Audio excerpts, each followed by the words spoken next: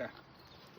What's going on, guys? Ange here, Fishhound Outdoors, coming at you with another history episode.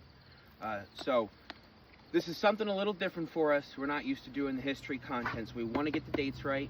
We want to reference our material. A lot of the facts from today's story came from A Long Walk Home, a great book by Norman Powell Jr.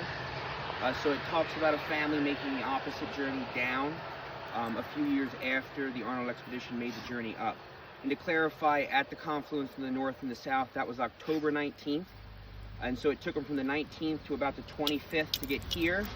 We're here at the chain of ponds.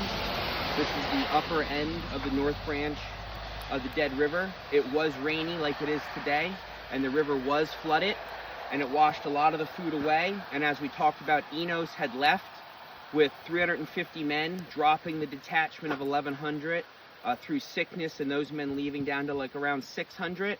And in this area on the north end of the north branch of the Dead, after losing some provisions to this flood, Arnold called a council of war and determined that there wasn't enough food to make it out of the wilderness. So he sent a lead detachment of 50 men, including some of the Virginia and Pennsylvania riflemen, over the height of land behind us onto the first French settlement, which was called the Sardigan, now called St. George. So they had to navigate around the swamps of Lake Meganic, down the Lake Meganic, and down the Chatière, around 60 miles to get to the Sardigan.